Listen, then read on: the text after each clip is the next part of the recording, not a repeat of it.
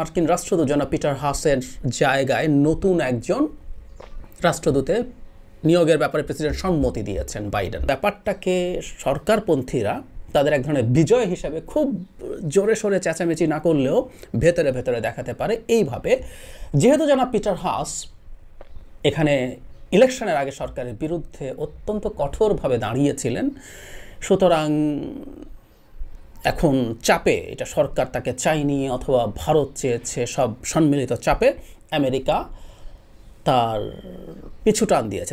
মার্কিন রাষ্ট্রদূত Peter D Haas অবশেষে বাংলাদেশ থেকে তিনি চলে যাচ্ছেন। তার স্থলাভিষিক্ত নতুন রাষ্ট্রদূত দিচ্ছে আমেরিকা। মার্কিন রাষ্ট্রদূত চলে যাওয়ার পিছনে আসলে কারণটা কি? এটা কি ভারতের বা আওয়ামী লীগের বিজয়, নাকি নির্ধারিত বা নিয়ম নীতি মেনেই মার্কিন রাষ্ট্রদূত চলে যাচ্ছেন? দর্শক, মার্কিন রাষ্ট্রদূতের আমরা জানি এখনও পর্যন্ত সময় বাকি আছে, নির্দিষ্ট সময় থাকার পরও তিনি চলে যাচ্ছেন। এই বিষয় নিয়ে গুরুত্বপূর্ণ কথা বলেছেন ডক্টর জাহিদুর রহমান ভাই। তারা তো আসলে বুঝতে পারবেন যে মার্কিন রাষ্ট্রদূত আসলে এই মুহূর্তে তিনি কেন চলে যাচ্ছেন বা তাকে কেন সরিয়ে নেওয়া হচ্ছে। বাংলাদেশ সফরে আসছেন জনাব ডোনাল্ড লু। তিনি মার্কিন পররাষ্ট্র দপ্তরের, আমাদের ভাষায় আমরা যদি বলি, এক ধরনের উপমন্ত্রী। উনি আসলে সেন্ট্রাল অ্যান্ড সাউথ এশিয়া বিষয়ক অ্যাসিস্ট্যান্ট সেক্রেটারি। বাংলাদেশে এই মুহূর্তে আমেরিকা কি করছে না করছে সেই ব্যাপারে আগ্রহ যথেষ্ট কম। মানুষ এক ধরনের বিট্রেইড ফিল করছে। নির্বাচনের আগে আমেরিকা যা করছিলেন, এই যে জনাব ডোনাল্ড লুকে তো আমরা খুব ভালো মতো চিনি। তিনি বাংলাদেশে কয়েক দফা এসছেন, একা এসছেন, সাথে তিনি তার সিনিয়র মন্ত্রী, তার সিনিয়র, উনিও ইনফ্যাক্ট পূর্ণমন্ত্রী নন, উজরা জিয়া সহ এসছেন। এমনকি প্রধানমন্ত্রী যখন আমেরিকাতে গেছেন, ডোনাল্ড লু, উজরা জিয়া দুজনই প্রধানমন্ত্রীর সাথে বৈঠক করেছেন। এরকম অনেকগুলো কারণে আমরা তাকে খুব ভালো মতো চিনি। তো উনি আসবেন, এটা নিয়ে এক ধরনের আলোচনা হওয়ার কথা ছিল, কিন্তু তেমন হয়নি। কিন্তু এর মধ্যেই আরেকটা খবর আসলো, সেটা হচ্ছে মার্কিন রাষ্ট্রদূত জনাব পিটার হাসের জায়গায় নতুন একজন রাষ্ট্রদূতে নিয়োগের ব্যাপারে প্রেসিডেন্ট সম্মতি দিয়েছেন বাইডেন। এটার ইম্প্যাক্ট কি, এটা নিয়েও নানা রকম স্পেকুলেশন হচ্ছে, যদিও আগের মতো এত না, তারপরে হচ্ছে। কিন্তু এই প্রসঙ্গে কয়েকটা কথা বলা দরকার বলে মনে করি। মানে এখানে একটা কথা একটু জানিয়ে রাখি, সেটা হলো আমেরিকাকে আমরা প্রায় মনে করি অনেকে যে এটা প্রেসিডেন্ট যা চায় তাই করে ফেলতে পারে। মানে আমেরিকার সিস্টেমটা এত চমৎকার, এখানে চেক অ্যান্ড ব্যালেন্স এত চমৎকারভাবে আছে যে এখানকার দুটো যে পার্লামেন্ট, একটা হচ্ছে house of representatives, lower house, এবং আরেকটা হচ্ছে সেনেট, দুটো মিলে প্রেসিডেন্টকে নানাভাবে বেঁধে ফেলতে পারে, তার ক্ষমতায় হ্রাস টানতে পারে। আমরা জানি কিছুদিন আগে ইউক্রেনে সহায়তা যে তহবিল ছিল, সেটা একবার এই হাউসে, একবার সেনেটে, একবার হাউস অব রিপ্রেজেন্টেটিভে আটকে থেকে দীর্ঘদিন লেগে গেল, যদিও শেষ পর্যন্ত $61 বিলিয়ন সেটা পাশ হয়েছে। ঠিক একইভাবে এই কথাটা এই কারণেই বলছি, প্রেসিডেন্ট মনোনয়ন দিয়েছেন, কিন্তু সেনেট সেটাকে পারমিট করতে হবে, সেটাকে ছাড় করতে হবে। ছাড় করার পর নতুন রাষ্ট্রদূত বাংলাদেশে দায়িত্ব নিতে পারবেন। তিনি কবে নাগাদ দায়িত্ব নেবেন কি নেবেন না সেটা এখনও নিশ্চিত নয়, কিন্তু একটা আলাপ অলরেডি মাঠে চালু হয়ে গেছে। সেটা হচ্ছে পিটার হাসকে তার মেয়াদের আগে নিয়ে যাওয়া হচ্ছে, মেয়াদ শেষ হওয়ার আগে। মানে এই যে মেয়াদ শেষ হওয়ার আগে কথাটা কোত্থেকে আসবে আসলে জানি না। জনাব পিটার হাস যখন বাংলাদেশে এসছেন, যে কেউ নিউজ সার্চ করে দেখতে পারেন, কোথাও বলা হয়নি যে তিনি 3 বছরের জন্য, উনি মার্চ 2022-এ এসছেন। কাগজে কলমে কেউ কেউ দাবি করছে ওনার 24 সালের মার্চ পর্যন্ত থাকার কথা, 25 সালের মার্চ পর্যন্ত থাকার কথা, কিন্তু কোথাও বলা হয়নি 3 বছর। বরং ঠিক 3 বছর দায়িত্ব পালন করে বাংলাদেশ থেকে চলে গেছেন এরকম রাষ্ট্রদূত খুব বেশি নেই। 3 বছরের বেশি দায়িত্ব পালন করেছেন, 3.5-4 বছর করেছেন, এরকম আছে। 3 বছরের কম পালন করেছেন এমন আছে, এমনকি 2 বছরের কম পালন করেছেন এমন রাষ্ট্রদূত এই 2000 সালের পরই আছে, হ্যারি কে টমাস। উনি 2 বছরের কম দায়িত্ব পালন করেছেন। সুতরাং 3 বছর কথাটার আসলে সেই অর্থে কোনো ভিত্তি নেই, কিন্তু আমরা ধারণা করতে পারি, আমরা বলতে পারি যে এই ব্যাপারটাকে সরকারপন্থীরা তাদের এক ধরনের বিজয় হিসাবে খুব জোরে সোরে চেঁচামেচি না করলেও ভেতরে ভেতরে দেখাতে পারে এইভাবে, যেহেতু জনাব পিটার হাস এখানে ইলেকশনের আগে সরকারের বিরুদ্ধে অত্যন্ত কঠোরভাবে দাঁড়িয়েছিলেন, সুতরাং এখন চাপে, এটা সরকার তাকে চায়নি অথবা ভারত চেয়েছে, সব সম্মিলিত চাপে আমেরিকা তার পিছু টান দিয়েছে। তার কৌশল থেকে আমেরিকা তার অবস্থান থেকে সরে এসে সরকার এবং ভারতের মনের আশা পূরণ করেছে জনাব পিটার হাসকে সরিয়ে নিয়ে। এ প্রসঙ্গে দুটো কথা একটু বলা দরকার। প্রথম কথাটা হচ্ছে, মানে আমেরিকান অ্যাম্বাসেডার, সেটা পিটার হাস হোক বা অন্য কেউ হোক, এখানে তাদের আসলে ব্যক্তিগত কোনো চাওয়া পাওয়ার বিষয় নেই। পিটার হাস প্রফেশনাল ডিপ্লোম্যাট, আমাদের মতো অনেক যে কেউকে ধরে অ্যাম্বাসেডার বানিয়ে দেওয়ার মতো টেন্ডেন্সি বা চর্চা, প্র্যাকটিস এগুলো আমেরিকাতে নেই। স্বাভাবিকভাবেই যেটা হয়েছে, একজন প্রফেশনাল ডিপ্লোম্যাটের কাজ হচ্ছে তাকে যে দায়িত্ব অ্যাসাইন করা হয়, দায়িত্ব হচ্ছে ওনাকে কি করতে হবে বলা হয়েছে, এবং উনি যেহেতু এখানে থাকেন ওনার কিছু ইনপুটও দেওয়ার সুযোগ আছে। এগুলো প্রত্যেকটার কাজ নিশ্চয়ই পিটার হাস করেছেন। এখানে কি এক ধরনের পরিস্থিতি বিরাজ করে এবং ওনাকে যা বলেছে সেটাই এক্সিকিউট করার চেষ্টা করেছেন। সুতরাং এখন যারা পিটার হাসকে আমেরিকা যদি চায় ডিফারেন্ট ধরনের কোনো দায়িত্ব দেবে, কথার কথা তোমার কাজ হচ্ছে এখন সরকারের উন্নয়নের প্রশংসা করা সকাল বিকাল, যারা পিটার হাসকে তাই করতে হবে। উনি একজন প্রফেশনাল ডিপ্লোম্যাট, ওনার এটাই কাজ। সুতরাং পিটার হাসকে সরিয়ে দিতে পারাতে টু সাম এক্সটেন্ট আমরা এইভাবেও যদি বলি, বিরাট ক্রেডিট ক্লেম করার আসলে কিছু নাই। পিটার হাস আগেও যা করেছেন সেটা আমেরিকার সর্বোচ্চ পর্যায়ের গ্রিন সিগন্যালেই করেছেন। উনি যে তীব্র চাপ তৈরি করেছিলেন সরকারি দলের উপর, at least up to a certain point, সেটা তার স্টেটের, তার দেশের, তার রাষ্ট্রের সিদ্ধান্ত অনুযায়ী তার রাষ্ট্রের স্বার্থেই করেছেন। এখন চলে যাচ্ছেন, কবে যাবেন এখনও নিশ্চিত নয়। আমরা খেয়াল করব উনি যে আলটিমেটলি রাষ্ট্রের কথাই শুনবেন তার প্রমাণ হলো 28 তারিখের পর, বিশেষ করে ডোনাল্ড লুর চিঠি যখন শেষ পর্যন্ত উনি দিলেন 3 দলকে, জাতীয় পার্টি, বিএনপি এবং আওয়ামী লীগের পর থেকে, তো উনি অনেক ক্ষেত্রেই চুপ। উনি যদি অটোনোমাস হতেন, উনি যদি ওনার মতো করে কাজ করতে পারেন, 28 তারিখের পরে এত সব ঘটনা ঘটলো, যেন পিটার হাস তো কোনো কথা বলেননি তখন। কেন বলেননি? তার মানে হচ্ছে ওনার কেন্দ্রীয় যে অবস্থান, স্টেট ডিপার্টমেন্ট যা চেয়েছে উনি সেটাই করেছেন। আমরা মানি একজন পিটার হাস বা অন্য যে কোনো রাষ্ট্রদূত উনি তো যন্ত্র নন, আমরা মানুষ তো। সুতরাং মানুষ হিসেবে আপনি কতগুলো জিনিস, আপনার বায়াস, আপনার ফিলিং থেকে দূরে থেকে নিউট্রালি কাজ করার চেষ্টা করতে পারেন।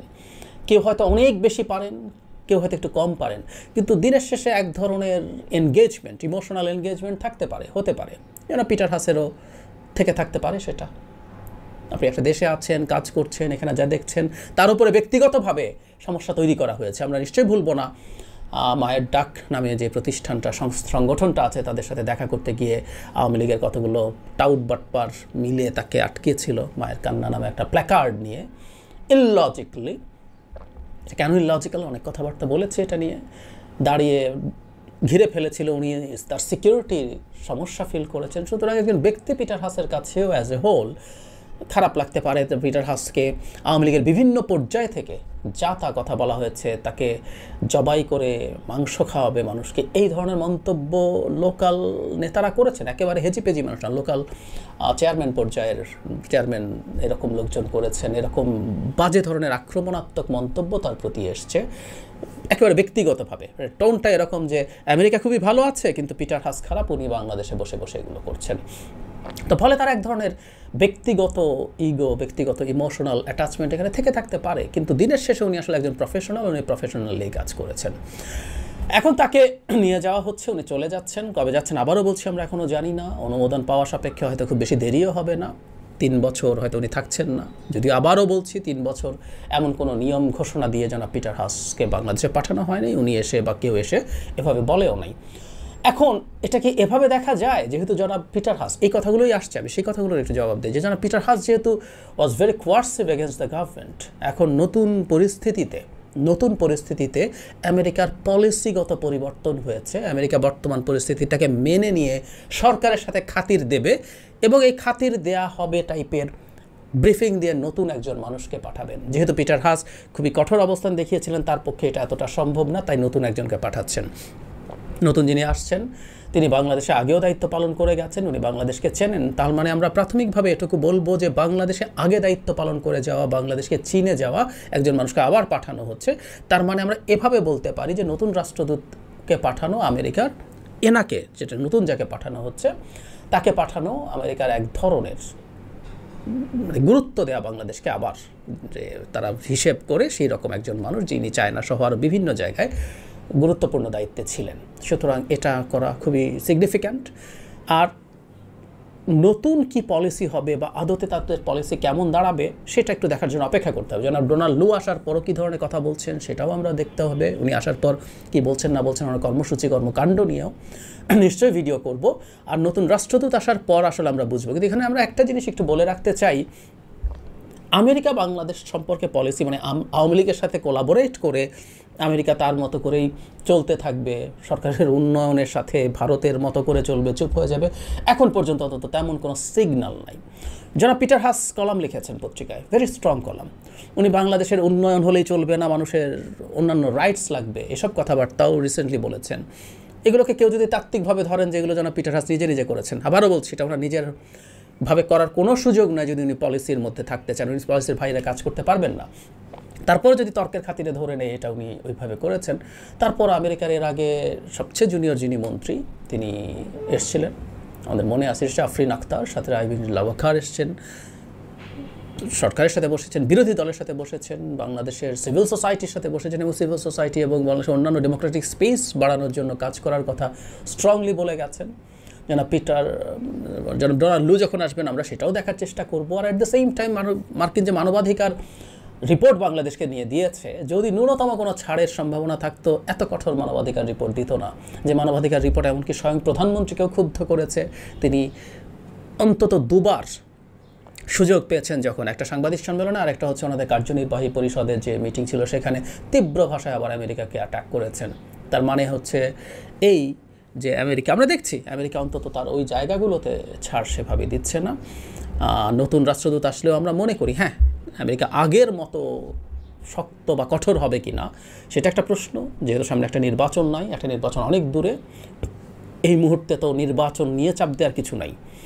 নির্বাচন যদি দ্রুত একটা নিশ্চিত করতে হয় সেই দায় সম্পূর্ণ বিরোধী দলের হাতে, সেই দায়িত্ব সম্পূর্ণ বিরোধী দলের হাতে। ইনফ্যাক্ট গত নির্বাচনের আগে আমি রিপিটেডলি বলেছি আমেরিকা বা অল আদার কান্ট্রিজ যা যা করবে এগুলো এক ধরনের সাহায্যকারী প্রভাবক হিসেবে কাজ করবে, মূল কাজটা আসলে এই দেশের জনগণকে করতে হবে। সুতরাং সেরকম পরিস্থিতি যদি বিরোধীরা তৈরি করতে পারে, আমেরিকা এই মুহূর্তে যাই বলুক না কেন তারা আবারও একটা দ্রুত নির্বাচনের পক্ষে চাপ তৈরি করার পথে আসতে পারে। কিন্তু এটা ডিপেন্ড করবে বিরোধীরা মাঠে কতটা সংগঠিত আছে, কতটা শক্তিশালী আছে এবং কতটা শক্তি প্রদর্শন করতে পারছে সেটার উপরে। বটম লাইন, পিটার হাসের এই পরিবর্তন আওয়ামী লীগের বা ভারতের কোনো বিজয় টিজয় কিছু না। উনি যা করেছেন সম্পূর্ণ আমেরিকার ব্রিফ থেকে, আমেরিকা স্টেট ডিপার্টমেন্টের ব্রিফ থেকে করেছেন, রাষ্ট্রের সর্বোচ্চ পর্যায় থেকে ব্রিফ নিয়ে করেছেন। এখনও যা হবে যা হচ্ছে সবই সেটার নিরিখেই হবে, নতুন কোনো রকম কোনো জয় পরাজয়ের কোনো প্রশ্ন এখানে আসলে নেই। দর্শক, জাহিদের কথাগুলো শুনেছেন, কথাগুলো শুনে বুঝতে পেরেছেন যে কেন চলে যাচ্ছে, কেন আসলে এই কাজগুলো হচ্ছে এবং এই মুহূর্তে তিনি কেন চলে যাচ্ছেন। আসলে মার্কিন রাষ্ট্রদূতকে নিয়ে অনেক আগে কিন্তু নির্বাচনের কথা বলেছিল ভারত সহ এই বাংলাদেশের আওয়ামী লীগ নেতারা কথা বলেছেনই, কিন্তু বোঝা যাচ্ছিল যে সব কিছু মিলিয়ে এটা মনে হওয়ার কথা রয়েছে যে যেহেতু বাংলাদেশের সরকারের বিরুদ্ধে আমেরিকা কাজ করছে এবং মার্কিন রাষ্ট্রদূত সেটার বার্তাবাহক, তিনি এই কাজ করতে হয়তো বা তিনি সক্ষম হন নাই বা তিনি পারেন না যে কোনো কারণে, এবং তাকে নিয়ে অনেক সমালোচনা হয়েছে। এই সব কিছুর নির্ধারণ বা সব কিছু বিবেচনা করলে দেখা যাবে যে ব্যর্থতার দায় কাঁধে নিয়েই মার্কিন রাষ্ট্রদূত চলে যাচ্ছেন এবং তার সময় থাকাকালীন, এটা হয়তো এই কথাটা মনে হইতো না যদি নির্ধারিত সময় তিনি চলে যাচ্ছেন, কিন্তু এখানে তার সময় বাকি আছে এখনও পর্যন্ত, তারপরও তিনি চলে যাচ্ছেন, বোঝা যাচ্ছে যে তিনি ব্যর্থতার দায়ে চলে যাচ্ছেন। তো তার স্থলাভিষিক্ত হচ্ছে নতুন রাষ্ট্রদূত। আমরা যে জানি তিনি চীনে দায়িত্ব পালন করেছিলেন, যিনি রাষ্ট্রদূত নতুন আসছেন তিনি এর আগে বাংলাদেশের দায়িত্ব পালন করে গিয়েছিলেন সহকারী রাষ্ট্রদূত হিসাবে। তো তিনি আসার পর তার সম্পর্কটা বাংলাদেশের রাজনৈতিক নেতার সাথে কেমন হয়, তিনি কেমন আচরণ করেন এবং তার আসার পরে গতিরেখাটা কেমন হয়, সেটাই অনেক কিছু বোঝা যাবে যে আমেরিকা আসলে বাংলাদেশে কী করতে চাচ্ছে নতুন করে।